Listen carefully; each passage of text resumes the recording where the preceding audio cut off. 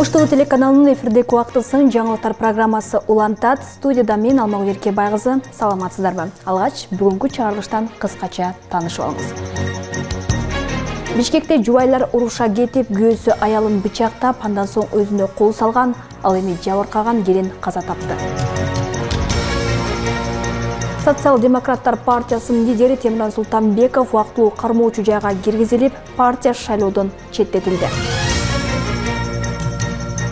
Жаңы бара кайылы түптөлүп, президент турак үйлөрдү пайдаланууга тапшырды. Отурукташканыбыз ошол айылда кандай отурсак кошуналар менен ошол эле катарда, ошол эле кошуналар, ошол эле эме менен биякта ошондой кылып отурукташтык. Эми Кудай буйрса эртеден баштап жашоо тиричиликти ушул ак үйдөн баштайбыз.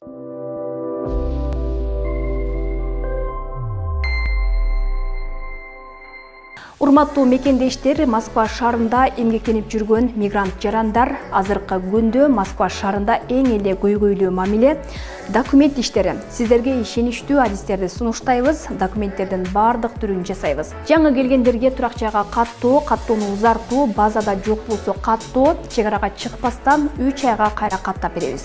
Баары мыйзамдын негизинде, ошондой эле эмгек келишими, макулдуктун ишеничтүүлүгү, медициналык китепче, ИНН, СНИЛС, ДМС, перевод, паспорт, черный список текшеребиз.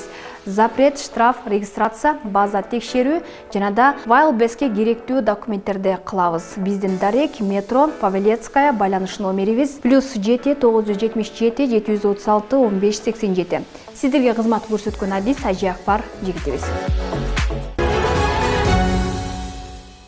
Бишкекте жубайлар уруша кетип, күйөөсү аялын бычактап, андан соң өзүнө кол салган, ал эми жабыркаган келин каза тапты. Бул туурасында шаардык ички иштер башкармалыгынан кабарлашты. Үй бүлөлүк чыр түндө болуп, 27 жаштагы келин таңкы 5 чамасында бычакталганын милициядагы маалымат булактар билдиришти. Алдын ала берилген маалыматта аялга 10 жолу бычак урулуп, эсине келбеген тийде көз жумган айтылат. Тартип сакчылары саат 7:40 чамасында ооруканадан кандуу окуя боюнча маалымат түшкөндөн кийин атайын топ кылмыш болгон Шералиев көчөсүндөгү үйгө барган. Өзүнө да кол салып, төшүнөн жаракат алган 34 жаштагы эркек учурда Бишкек шаарындагы ооруканалардын биринде реанимация бөлүмүндө жаткырылып, сыртынан кайтарууга алынган. Маалымат булагы жубайлардын 2 баласы бар экенин билдирди. Милициядан кандуу окуя боюнча иликтөө, тергөө иштери жүрүп жатканы айтылды. Бишкекте хирургдар бейтаптын жулунуп кеткен колун тегишти. Бул тууралуу улуттук госпиталдын микрохирургия бөлүмүнүн дарыгери Акбар Жороев билдирди. Операция 3,5 саатка созулган. Операцияны менен бирге хирург Султан Оморов жасады. Бейтап 37 жашта оор абалда башка облустан алып келинген. Ал кишинин сөөктөрү сынып, кан тамырлары жарылып кеткен, колун тигип бердик, ал кадимкидей иштеп кетет. Учурда бейтаптын абалы канааттандырарлык, деди Жороев. Социал-демократтар партиясынын лидери Темиржан Султанбеков убактылуу кармоочу жайга киргизилгенин Бишкек шаардык ички иштер башкармалыгынан билдирди. Маалыматта Султанбеков шайлоочулардын добушун сатып алууга айыпталгандыгы айтылат. Милиция жалпысынан Социал-демократтар партиясынын 10 мүчөсүн суракка алып, анын ишен 3 талапкер Бишкек шаардык ички иштер башкармалыгынын убактылуу кармоочу жайына киргизген. Учурда тергөө иштери жүргүзүлүүдө, жыйынтыгы менен бардык катышкан адамдардын аракеттерине мыйзам чегинде юридикалык баа берилет деп билдирди Бишкек шаардык ички иштер башкармалыгынан.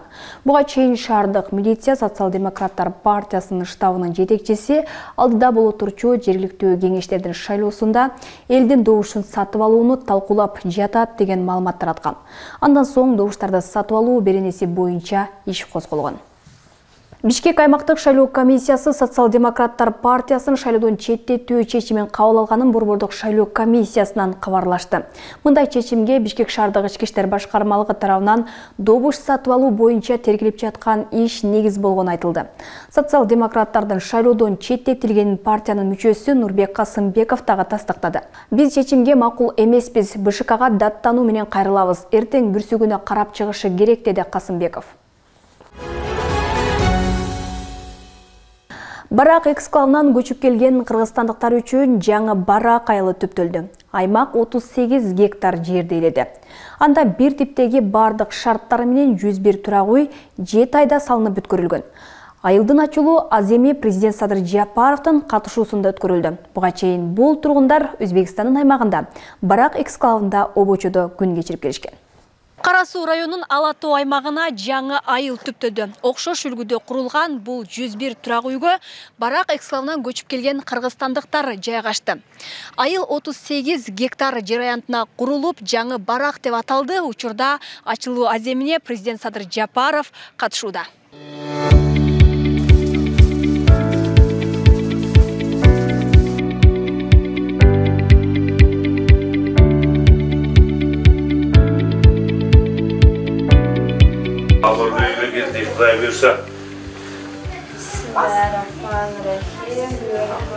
Бүгүн Апсатаровдун үй бүлөсү үчүн кубанычтуу күн. Анткени жаңыдан курулуп бүткөн заманбап үлгүдөгү ак өргөсүнө кирип жайгашты. Буга чейин бул үй бүлө Өзбекстандын аймагында Барак эксклавында обочодо күн кечирип келишкен. Чек ара көйгөйүн тарткан күндөр артта калганын белгилеп, мамлекеттин колдоосуна ыраазы экенин айтат. Барак анклавынан чыктык. Eski ailemiz ошо Барак берди. Кудай буйрса мына жаңы Барак болуп калды. Отурукташканыбыз ошо айылда кандай отурсак кошуналар менен ошол эле катарда, ошол эле кошуналар, ошол эле эме менен биякта ошондой кылып отурукташтык. Эми Кудай буйрса эртеден баштап жашоо тиричиликти ушул ак үйдөн баштайбыз. Мында окшош типте курулган 101 үйдүн ар бири 75 чарчы метрден болгон. Ар бир үйгө таза суу киргизилип, жылуулук тутуму жана мештери орнотулган. Аймак жапырт электр энергиясы менен камсыз болуп, интернетке чейин туташтырылган. На 3 комнат болду, на детский болду, бияк спальный болду, бияк кухня болду. Кухнясы чоңураак, европейский стилде болду. Бияк топка, тияк ошо санузел, туалет, ванна, раковина, бүт бар жогу бар. Биз абдан ыраазыбыз, сүйүнүп отурабыз эми. Коңшу мамлекеттер менен тең ата сүйлөшүп, чек араларды чечип, мына анклавда бизге окшон калып кеткендери бияка чыгарды. Мурда биз эмеден Ферганадан айланып Кызылкая аркылуу 300 километрди айланып келип туруп, кайра 300 километрге кайра кайтсак, кийин бул жаңы бийлик келгенден кийин Акташтан кирип чыгууну жакшы шартка сүйлөшүп эме кылды. Ал жардан барып келип бизге 3 километр эле да. Эми азыр толук көчүп чыктык, 208 гектарды Өзбекстанга берип, алар бизге ошо тегиз аймактан берди дагы мамлекет 101 үйдү куруп берди. Көп жылдан бери чек ара көйгөйүн тарткан тургундардын талабы 2022 жылы Барак эксклавын Өзбекстанга алмашуу менен чечилген. Кыргызстан ал үчүн Кара Суу районуна чектеш аймактан 208 гектар жер алып, ал жерге жаңы Барак айылын түптөдү. Эми айылга мамлекеттик ипотека аркылуу берилчү көп кабаттуу үйлөр түшөт. Ата алып тургандай эле жаңы турмуш баштоонун алдында турасыздар. Жаңы үйлөрдө, жаңы үмүттөр менен жаңы жашоого кадам таштоо, эң башкысы ата мекен аймагында түтүн булатуу, эң бактылуу сезимдерди тартуулай тургандыгы анык. Бул жаңы конуштун турушу менен жаңы үйлөр гана курулбастан мамлекеттин жаркын келечегине бүтүндүгүнө бекем ишеним курулду деп айтсам дагы жаңылышпаймын. Аны менен бирге жаңы айылдын тургундарынын жашы жеткен балдарына жер участокторун бөлүп берүү каралган. Ошондой эле мектеп, медпункт жана башка социалдык инфраструктура этабы менен курулары айтылды. 28 миллион сомго облустук фонддун поддержкасы менен таза суу кирди айылга. 70 миллион сомго Садыр Кожоевичтин өзүнүн фондунан заманбап европалык стандарттагы канализация кирди. Бүгүнкү күндө ушу элге баардык шарттар түзүлдү. Мындан тышкары ар бир жашоочунун үйүнө мына кызыл китеби даярданып, азыр бергенге даяр турабыз. Үлүш жерлеринин документтери даяр болду буюрса. Мындан тышкары ар бир үйдүн свети кошулду, интернет кошулуп, заманбап жаңы бир жаңы стандарттагы айыл болуп бүтүп атат бүгүн буюрса. Эске салсак, Кара Суу району Акташ айыл өкмөтүнө караган Барак айылы Кыргызстандын эң чоң эксклавы болуп саналчу. Ал чек арадан 1,5 чакырым Өзбекстандын Анжиян облусунун Коргон Төбө районунун ичинде жайгашкан. Алмагүл Эркебай кызы, Адилбек Абдакимов, Ош ТВ. Санариптик өнүктүрүү министрлиги түндүк мобилдик тиркемеси аркылуу ID паспортту онлайн алмаштырган кызматты киргизип жатканын кабарлады. Маалыматта бүгүндөн баштап документти алмаштыра тургандар арызды түндүк тиркемеси аркылуу берсе болор айтылат. Жаңы кызмат процессти кыйла жеңилдетип, жолго кезек күтүүгө кеткен убакытты үнөмдөйт. Сервисти кимдер пайдалана алат? Түндүк аркылуу ID картаны алмаштырууга арызды 2017 жылдан 2024 жылга чейин чыгарылган биометрикалык паспорту бар Кыргызстандын жарандары тапшыра алат. Бул паспорттордо биометрикалык маалыматтар камтылган чип бар, ага жашаган жери жана жарандык абалы кирген. Бул зарыл болгон бардык текшерүүлөрдү онлайн режимде жүргүзүүгө мүмкүндүк берет. Маанилүү бул кызмат биометрикалык паспорту бар жарандарга гана жеткиликтүү. Эгерде жарандын паспорту эски серияда болсо, анда мындай жол менен кайрылууга мүмкүн эмес. Бул учурда КТБга кайрылуу туура келет. Көңүл буруңуз, кызмат жарактуу паспортту алмаштыруу үчүн гана жеткиликтүү. ID картаны алгачкы жол алуу үчүн Калкты тейлөө борборуна кайрылуу зарыл. Санариптик өнүктүрүү министрлигинен түндүк мобилдик тиркемеси аркылуу көрсөтүлүүчү мамлекеттик кызматтардын жетик болушун кеңейтүү боюнча иштерди улантып жаткандыктарын айтышты. 1 декабрдан тарта Орусияга чет элдиктер кирип чыккан учурда биометрикалык маалыматтарын тапшырышы керек. Бул тууралуу Орусия өкмөтүнүн чечими бар экенин Кыргызстандын Тышкы иштер министрлиги 15 ноябрда билдирди. Ага ылайык кыргызстандыктар Домодедово, Шереметово, Внуково жана Жуковский эл аралык аэропортторунда, Оренбург облусундагы Маштаково өткөрүү пунктунда биометрикалык маалыматтарын тапшырышы керек. Биометрикалык маалыматтарга адамдын жүзүн сүрөткө тартуу жана бармак изин сканерлөө кирет. Тышкы иштер министрлиги кыргызстандыктарды Орусиянын мыйзамдарындагы талаптарды эске алууну жана чек ара бекеттеринде кошумча процедураларга даяр болууга чакырат. Кыргызстандын 400 миңдей жараны Орусияда эмгек миграциясында жүргөнүн Тышкы иштер министрлиги кабарлаган. Мекеменин маалыматына ылайык, быйылкы жарым жылда Орусиядан 10 миңге чокул кыргызстандык мигрант ар түрдүү административдик мыйзам бузуу фактыларына байланыштуу сот органдарынын чечими менен чыгарылган. 2024 жылдын июнь-август айларында ар кандай себептерден улам Кыргызстандан 300гө жакын жаранына Орусиянын аймагына кирүүгө тыюу салынып, мекенине кайтарылды. 15 ноябрдан 16 ноябрга чейин Кыргызстандын тоолуу райондорунда Ош, Сарыташ, Эркечтам унаа жолунун 161, 179 чакырымынын талдык ашуусунда кар көчкү түшүүсү жана кар күрткүсү күтүлөт. Жолдор тагак болуп муз тоңот. Өзгөчө кырдаалдар министрлиги унаалардын ортосундагы 500 метр аралык кыймыл чектелиши зарыл экенин эскертти. Ош шаарында Кортекс балдар неврологиялык клиникасы жаңы филиалын ачты. Иш-чаранын жүрүшүнө келген конокторго атайын конок лекциялар өтүлүп, аларга балдар кабылып жаткан оорулар боюнча маалыматтар берилди. Мындан сырткары клиниканын алдыдагы мүмкүнчүлүктөрү жөнүндө сөз айтылды. Кененирээк кийинки материалда сөз болот. Замирбек Гуламович өзү деңгээли менен өлкө аймагындагы алдыңкы клиникалардын катарын толуктаган Кортекс балалык медициналык борбору 8 филиалын Ош шаарына ачты. Медициналык борбор калаанын Анар Кичи районунда жайгашкан. Ачылыш аземге шаар мэриясынын өкүлдөрү жана 7 облустан келген дарыгерлер катышты. Бир кол чалыңыздар, биздин улуу устаттарыбыз, агайларыбыз мен таныкык берсин.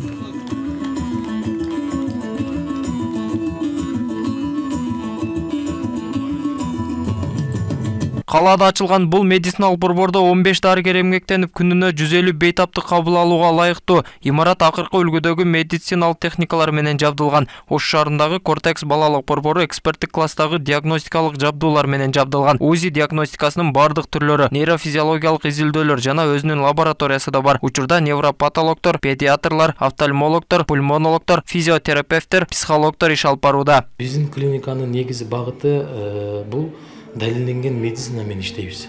Далилденген медицина деген бул мындай айтканда биз ноотробный препараттарды жазбайбыз. Биз ошол эле кезде айтып өткөндөй реабилитолог, интегролог, массаж, психолог, логопед, психолог ушундай даражада ушул адистер менен биз балдардын дарылоо негизинде ушул жол менен бул далилденген медицина. Бул деген европалык жана негизинде бул дарыланат. Ачылыш аземдин жүрүшүндө медицина өкүлдөрү чакырылып, алар жаңы клиникада түзүлгөн шарттар менен жеринде таанышты.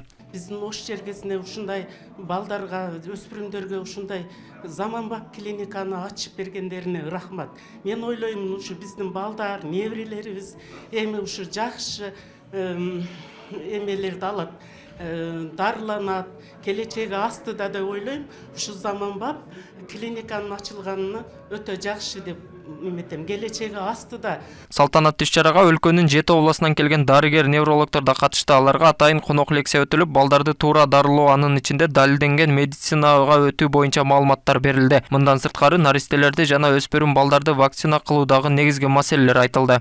Визит в город Ош связан с тем, что биздин Ош шаарына болгон иш сапарыбызда өзүбүздүн алган акыркы билимибизди бул жактагы дарыгерлер менен бөлүшкүбүз келет. Анткени Кортекс балалык медицина борборундагы дарыгерлери өзгөчө балдардын профили эл аралык конференцияларга, тренингтерге, семинарларга катышып, башкаларга бөлүшүү керек болгон маалыматтарга ээ болдук. Учурда биз акыркы 10 жылдан бери далилденген медицинанын үстүндө иштеп көрүп жатабыз. Албетте дарыгерлердин ой жүгүртүүсүн таблетка менен дарылоодон заманбап техникага өзгөртүү кыйын. Биздин бүгүнкү максат катышуучуларга ал нерсени өзгөртүү оңой экенин көргөзгүбүз келет. Сегодня мы на такой значимой конференции. Бүгүн биз балдардын неврологиясы жагынан бардык ооруларды диагностикалоо боюнча ушундай маанилүү конференцияда турабыз. Бирок мен эмдөө темасына жана мындайча айтканда атайын неврологиялык ооруларга байланыштуу медициналык каршы көрсөтмөлөргө токтолгум келет. Биз вакциналардын коопсуздугу, кандай терс таасирлери болушу мүмкүн, анын ичинде медициналык каршы көрсөтмөлөр жөнүндө суроолорго жооп берип, туура маалымат бере алсак кубанычта болобуз. Аталган клиника тарабынан уюштурулган бир күндүк окууга катышкан дарыгерлер жакшы таасирде калганын айтышты. Бизге болгон өтө жаккан жери мына вакцинация боюнча айтып өттү. Вакцинация боюнча азыркы күндө өтө көп немелер болуп атат. Отказниктер, ошолор боюнча азыр жакшы маалымат берди. Кандай балдарга кылыш керек, кандай балдарга кылбаш керек, ошол боюнча бизде суроолор көп эле. Ошолорго өтө жакшы жооп алдык. Ушул конференция Кортекс ачылгандан бери жакшы иштерди кылып атат да. Бул Кортекс научный ушундай көп жактардан специалисттер чакырып, ушундай жаңы информацияларды берип атат. Ушул бүгүнкү дагы конференция аябай пайдалуу болуп атат. Кортекс балалык клиникасы жарандардын ден соолугуна кам көрүү максатында 15 жылдан бери кызмат көрсөтүп келүүдө. Анда балдардын жана өспүрүмдөрдүн ден соолугун коргоого, дарылоого калыбына келтирүүдө заманбап ыкмаларды колдонуп, далилденген медицина менен иш алып барууда. Негизи муну мен айткандыгы азыр дүйнөдө общий ошол неврология, детский неврологиядан көбүрөөк ошол подходдор өзгөрдү. Башка, мисалы, мурда берген дары менен, таблетка менен эч ким дарылабайт эми. Азыр башка заманбап технология келди эми. Реабилитация келди, логопед менен, реабилитолог менен иштеш керек эми да. Көп дары бербейли эми. Ар бир таблеткадан өзүнүн зыяны бар эми да. Ошол үчүн буну жаңы заманбап маса ошону киргизип атабыз азыр. Муну түштүк регионго буюрса ошолдагы ошол конференция бул негизи ошол максаты болот эми да. Муну жергиликтүү врачтарга ошону жеткизебиз деп атабыз. Белгилей кетсек, Кортекс балалык медициналык борбору сүйлөөдөн артта калган жаштайынан аутизмге кабылган жана башка неврологиялык ооруларды дарылап келүүдө 15 жылдык иш тажрыйбасы болгон бул клиника бүгүнкү күнгө чейин 10 миңден ашык бейтапты дарылап, аларга керектүү кеңештерди берген. Эгерде сизде дагы жогоруда айтылган оорулар боюнча көйгөйлөр жаралса, аталган клиникага кайрылсаңыз болот. Дареге Анар Кичи районунда жайгашкан. Толбай Бурканбеков, Мирбек Конобаев, Адилбек Абдакимов, Ош ТВ. Мына ушундай маалыматтар жаңылыктардын негизги топтомун түздү. Кечиңиздер көңүлдүү улансын. Алдыда түз эфирдин жүрүшүн дүйнө жаңылыктары улантмакчы.